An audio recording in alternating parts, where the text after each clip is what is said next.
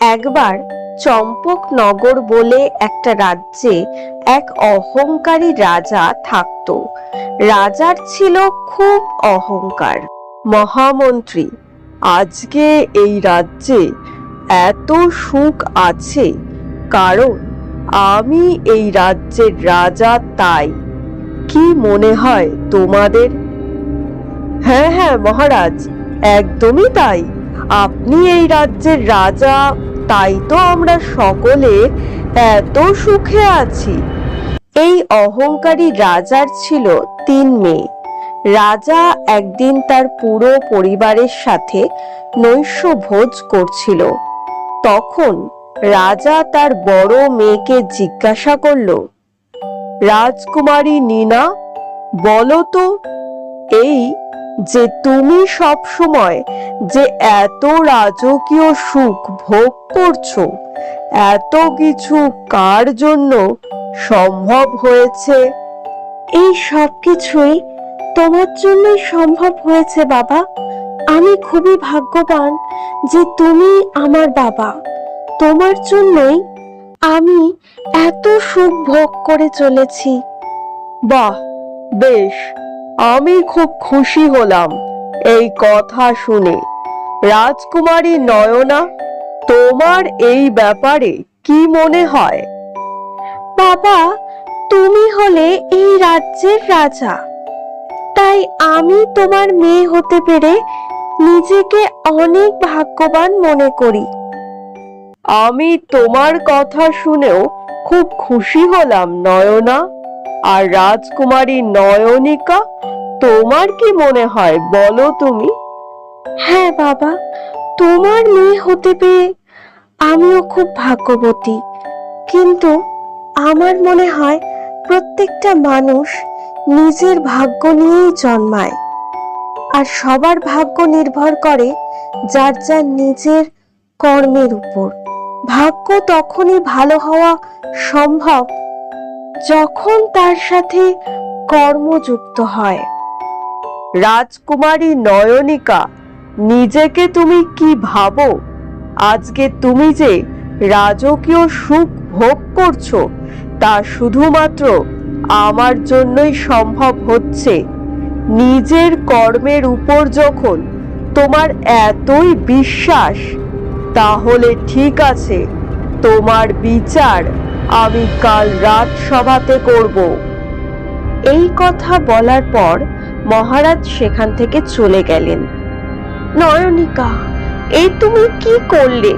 তোমার বাবার একটু প্রশংসা তো করতেই পারতে, তাতে তোমার কি এমন সমস্যা হতো? না জানি কাল তোমার বাবা কি করবে। শোনো নয়নিকা, এখনো সময় আছে, তোমার বাবার কাছে গিয়ে ক্ষমা চাও। আমার বিশ্বাস তোমার বাবা নিশ্চয়ই তোমাকে ক্ষমা করে দেবে। মা, তুমি এত চিন্তা করো না, যা হবে সব ভালোই হবে। আর আমি কোনো ভুল কথা বলিনি, তাই ক্ষমা আমি কিছুতেই চাইতে পারবো না। এরপর পরের দিন সকাল হয়ে এলো। মহামন্ত্রী, কাল রাতে ছোট রাজকুমারী নয়নিকা আমাকে অপমান করেছে, তাই আমি তাকে আজ সঠিক শিক্ষা দিতে চাই।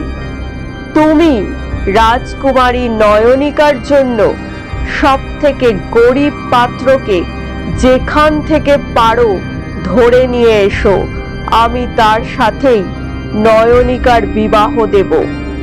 ঠিক আছে মহারাজ, আমি এখনই এরকম পাত্রের সন্ধান শুরু করে দিচ্ছি। মহামন্ত্রী সেখান থেকে চলে গেল।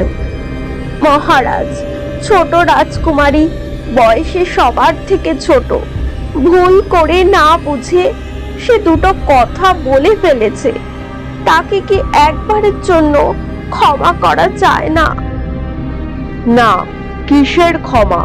এই রাজ্যে থাকতে হলে আমার মতো রাজার কাছে প্রত্যেক প্রজাকে তার বশ্যতা স্বীকার করতে হবে, আর আমাকেই তাদের সর্বস্ব ভাবতে হবে। আর এই একই নিয়ম আমার পরিবারেও বহাল থাকবে। এরপর মহামন্ত্রী একটি ছেলেকে মহারাজের সামনে নিয়ে এসে বলল, মহারাজ, এই ছেলেটিই হলো এই রাজ্যের সব থেকে গরিব। তোমার বাড়ি কোথায়? কতটা জমি আছে তোমার? কি কাজ করো তুমি? মহারাজ, আমার নাম সোহান। আমি জঙ্গলের মধ্যেই থাকি। কোনো রকমে জঙ্গলের ফলমূল খেয়ে আমার দিন কাটে। আর জমি তো দূরে থাক, আমার আশ্রয়ের জন্য কোনো ঘরও নেই। ঠিক আছে, আমি তোমাকে আমার ছোট মেয়ের সাথে বিবাহ দিতে চাই। তুমি তার একমাত্র উপযুক্ত পাত্র। এরপর রাজকুমারী নয়নিকার সাথে সোহানের বিয়ে হয়ে গেল। রাজকুমারী, তোমার বাবার ওপর তোমার এভাবে কথা বলাটা ঠিক হয়নি। আমার সাথে এভাবে তুমি থাকবে কেমন করে?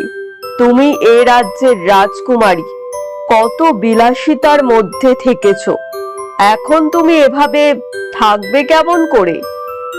সোহান, আমি এখন তোমার স্ত্রী, কোনো রাজকুমারী নই। আমাকে তুমি এখন থেকে নয়নিকা বলেই ডাকবে। আর বাবাকে আমি ভুল কিছু বলিনি। আমাদেরকেও আমাদের কর্ম দিয়ে ভাগ্যের পরিবর্তন করতে হবে। ঠিক আছে রাজকুমারী, কিন্তু এখন আমাকে বনে যেতে হবে কাঠ আনতে, না হলে রান্না করা যাবে না। চলো, আমিও তোমার সাথে বনে যাব কাঠ আনতে। এরপর দুজনেই যখন কাঠ আনতে বনে গেল, তখন হঠাৎ নয়নিকা বলল, এটা কিসের সুগন্ধ সোহান? এই জঙ্গলের দক্ষিণ দিকে অনেক ফুল গাছ আছে। এই সুগন্ধ সেই সব ফুল থেকেই আসছে। বাহ, এ তো খুব ভালো কথা। চলো, আমি এখনই ওখানে যাব ওই ফুলের বাগান দেখতে। এরপর রাজকুমারী নয়নিকা সোহানের সাথে ওই ফুলের বাগানের কাছে এলো আর দেখলো চারিদিকে কত সুন্দর রং বেরঙের ফুল ফুটে আছে। এসব দেখে নয়নিকা খুব খুশি হলো। এখানে কি সুন্দর ফুল ফুটে আছে! এই ফুলগুলো দিয়ে আমরা বিভিন্ন সুগন্ধি বানাতে পারবো। কাল থেকে আমরা এই সুগন্ধি বানানোর কাজ শুরু করে দেব। পরের দিন থেকেই নয়নিকা আর সোহান ওই জঙ্গল থেকে ফুল তুলে এনে সুগন্ধি বানাতে শুরু করে দিল। আর সোহান ওই সুগন্ধি বাজারে বিক্রি করতে লাগলো। এরপর ওদের অবস্থা ফিরে গেল। সোহান আর নয়নিকা নিজেদের থাকার জন্য একটা ছোট সুন্দর বাড়ি বানালো। একদিন নয়নিকা ও সোহান ওই জঙ্গলে গেল ফুল তুলতে। সোহান, আমরা তো রোজই এই জঙ্গলে ফুল তুলতে আসি।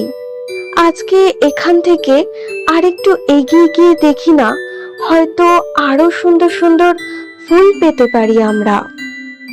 হ্যাঁ, চলো এগিয়ে গিয়ে দেখি। ওরা দুজনেই জঙ্গলের আরো গভীরে এগিয়ে গেল। সেখানে গিয়ে আরো অনেক রকম ফুল দেখতে পেল। বাহ, এখানে তো আরো সুন্দর সুন্দর ফুল রয়েছে। এরপর ফুল তুলতে তুলতে সন্ধে হয়ে এলো। নয়নিকা, সন্ধে হয়ে এলো, তাড়াতাড়ি বাড়ি চলো, এরপর আরো রাত হলে জঙ্গলে পথ হারিয়ে ফেলবো আর বাড়ি ফিরতে পারবো না। হঠাৎই খুব তীব্র আলোতে নয়নিকার চোখ ঝলসে উঠল। ও কি, ওটা কিসের আলো? মনে হচ্ছে সামনের ওই পাহাড়টা থেকেই আসছে। হ্যাঁ, এখানে একটা পাহাড় আছে যাতে অনেক মূল্যবান হিরে আছে। ছোটবেলায় মায়ের কাছে শুনেছিলাম, কিন্তু কখনো ওদিকে যাওয়া হয়নি। কিন্তু আমাদের গিয়ে দেখতে হবে ওখানে কি আছে। এরপর দুজনেই ওই পাহাড়ের দিকে এগিয়ে গেল আর দেখলো ওই পাহাড়ের গায়ে অনেক মূল্যবান হিরে আছে। নয়নিকা একটা হিরে হাতে তুলে নিল। এটা তো একটা হিরে, এত কম আলোতেও কি সুন্দর ঝলমল করছে। এই হিরে বাজারে বিক্রি করে আমরা অনেক ধনী হয়ে যাব। এরপর ওই হিরে বিক্রি করে ওরা দুজনেই অনেক ধনী হয়ে গেল। ওদের ছোট ঘর এখন অনেক বড় হয়ে গেল। অন্যদিকে মহামন্ত্রী, আমি অনেক দিন হলো শিকারে যাইনি, তুমি সব ব্যবস্থা করো, এইবার শিকারে আমি একাই যেতে চাই। সে কি মহারাজ, জঙ্গলে যে প্রতি পদে বিপদ, আপনাকে এই অবস্থায় আমি একা ছাড়তে পারি না। আহ মহামন্ত্রী, আমার যোগ্যতা নিয়ে তোমার এখনো এত সংশয় হয় কি করে? আমি একাই শিকারে বেরোবো। এরপর মহারাজ একাই শিকারে বেরোলো আর মহারাজ যেতে যেতে জঙ্গলের অনেক গভীরে চলে এলো। হঠাৎই মহারাজ একটা ঝোপের আড়ালে একটা হরিণ দেখতে পেল আর সেই হরিণকে শিকারের জন্য হরিণের পেছন পেছন যেতে লাগলো। হরিণকে অনুসরণ করতে করতে মহারাজ যখন অনেক গভীরে চলে এলো তখন হরিণটা হঠাৎ অদৃশ্য হয়ে গেল। এ কি, হরিণটা হঠাৎ গেল কোথায়? এখানেই তো ছিল। হঠাৎ মহারাজের সামনে একটা রাক্ষস এলো আর মহারাজকে বন্দি করে দিল। তারপর ওই রাক্ষস মহারাজকে একটা গুহার ভেতর বন্দি করে রেখে দিল। এ কি, এটা কি করে হলো? ওই রাক্ষস আমাকে এইভাবে বন্দি করতে পারে না, আমি এই রাজ্যের ক্ষমতাশালী রাজা। কিন্তু আজ আমার সকল ক্ষমতা হারিয়ে গেছে এক রাক্ষসের হাতে। আজ এই গুহাতে আমি বন্দি। যদি এখানে আমার মৃত্যুও হয় তবুও কেউ জানতে পারবে না কোনো দিন। হে ঈশ্বর, আমার অহংকারের উপযুক্ত শাস্তি তুমি আমাকে দিয়েছ। আজ আমার ছোট মেয়ে নয়নিকার কথা খুব মনে পড়ছে। অহংকারের বশে আমার মেয়েকে আমি যে চরম শাস্তি দিয়েছি, জানি না সে এখন কেমন আছে। হে ঈশ্বর, আমার মৃত্যু হবার আগে আমি একবার নয়নিকাকে দেখতে চাই, তার কাছে ক্ষমা চাইতে চাই। অন্যদিকে সোহান এলো নয়নিকার কাছে আর বলল, নয়নিকা, আজকে আমি এক কাজের উদ্দেশ্যে চম্পকনগর গিয়েছিলাম। ওখানে গিয়ে শুনলাম মহারাজ নাকি একাই শিকারে বেরিয়েছিলেন, কিন্তু বেশ অনেক দিন কেটে গেছে, উনি এখনো ফিরে আসেননি। রাজ্যের প্রজারা অনেকেই ওনাকে নিয়ে খুব খারাপ আশঙ্কাই করছে। এসব তুমি কি বলছো? আচ্ছা, উনি কোন জঙ্গলে গেছে সেটা কি জানো? হ্যাঁ, চম্পকনগরের পশ্চিম প্রান্তে যে জঙ্গলটি আছে, শুনলাম মহারাজ নাকি ওদিকেই গেছেন। সে কি, শুনেছি তো ওখানে নাকি একটা ভয়ঙ্কর রাক্ষস থাকে। সে নাকি নানা রকম ছদ্মবেশ ধরতে পারে আর এভাবেই সে মানুষকে বন্দি করে ফেলে। তাহলে তো সোহান, আমাদের দেরি না করে এখনই যাওয়া উচিত। এরপর সোহান আর নয়নিকা ওই জঙ্গলের উদ্দেশ্যে বেরিয়ে পড়ল আর যেতে যেতে জঙ্গলের অনেক গভীরে চলে এলো। কিছু দূর যাবার পর ওরা একটা গুহা দেখতে পেল। সোহান, আমার মনে হচ্ছে এটা সেই রাক্ষসেরই গুহা। কিন্তু নয়নিকা, এর ভেতরে যাওয়াটা তো খুব ঝুঁকিপূর্ণ হবে, কারণ এর ভিতরে আমরা প্রবেশ করলে ওই রাক্ষস আমাদেরকেও মেরে ফেলতে পারে। কিন্তু বাবাকে বাঁচাতে গেলে আমাদেরকে ওই গুহার ভেতর যেতেই হবে। আমাদেরকে খুব সাবধানে যেতে হবে সোহান। এরপর নয়নিকা আর সোহান খুব সাবধানে ওই গুহার ভেতর প্রবেশ করলো। আর কিছু দূর যাবার পর নয়নিকা তার বাবাকে বন্দি অবস্থায় দেখতে পেল। বাবা, তুমি কেমন আছো? এখানে তুমি এলে কিভাবে? এ কি মা নয়নিকা, তুমি এখানে? তুমি জানলে কিভাবে আমি এখানে বন্দি? বাবা, ওসব কথা পরে হবে, এখন আমাদের তোমাকে এখান থেকে নিয়ে যেতে হবে। তারপর হঠাৎই ওরা ওই রাক্ষসের গর্জন শুনতে পেল আর ওরা তাড়াতাড়ি লুকিয়ে পড়ল।